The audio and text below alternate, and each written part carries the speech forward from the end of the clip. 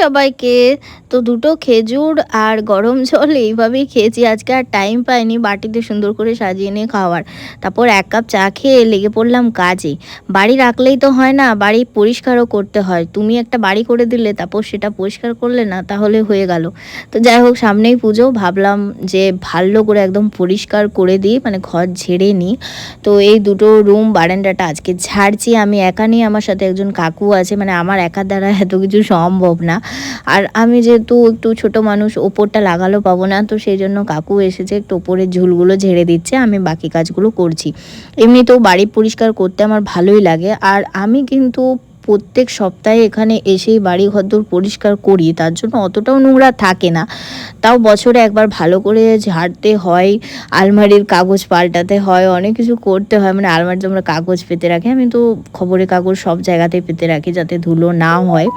তো সেই জন্য আর কি। তো এই ঘরটাও পরিষ্কার করে ফেলেছি। তো এবার ঝাঁটা দেওয়ার পালা। অনেকখানি পরিষ্কার করে ফেলেছি, সবটাই তো আর ভিডিওতে শেয়ার করা যায় না। তবে আজকে সকাল থেকে আমি এত কাজ করছি যে কি বলবো তোমাদেরকে। তবে আমার এই কাজটা মানে হয়ে যাচ্ছে, এটা আমার খুব ভালো লাগছে। তো চলো বিছানাটা ভালো করে ঝেড়ে দিলাম। আর জানো তো, আকাশের অবস্থা খুব খারাপ, কখনো বৃষ্টি আসছে, কখনো রোদ দিচ্ছে।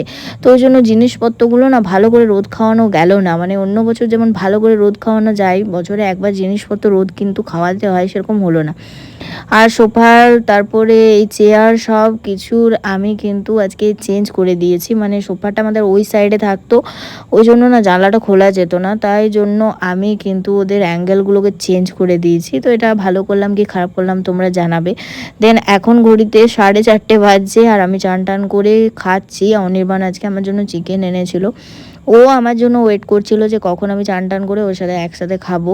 তো এবার ও বেরিয়ে যাবে, আর আমিও বসে আছি। মানে ও খেতে এসেছে অনেকক্ষণ আগে, কিন্তু আমার জন্য বসেছিল, কারণ আমার তখনও কাজ হয়নি। তো ও এসে আবার এই পর্দাগুলো ঠিক করে দিচ্ছে। পর্দাগুলো আগের ব্লগে দেখিয়েছিলাম যে আমি কেচেছিলাম ভালো করে, তো সেইগুলো আর কি লাগানো টাগানো হলো। তারপর রাত্রেবেলায় দেখো, তোমাদের একটা জিনিস দেখায়, আমাদের এঙ্গেজমেন্টের ছবি, তারপর ভাত কাপড়, এইসবের ছবিগুলো কিন্তু অনেক দিন আগে থেকে প্রিন্ট আউট করানো ছিল, কিন্তু আমার লাগানোও হয়নি, বাঁধানোও হয়নি। তো ওগুলো ডবল টেপ দিয়ে লাগিয়ে দিয়েছি। আশা করি ভালোই লাগছে দেখতে।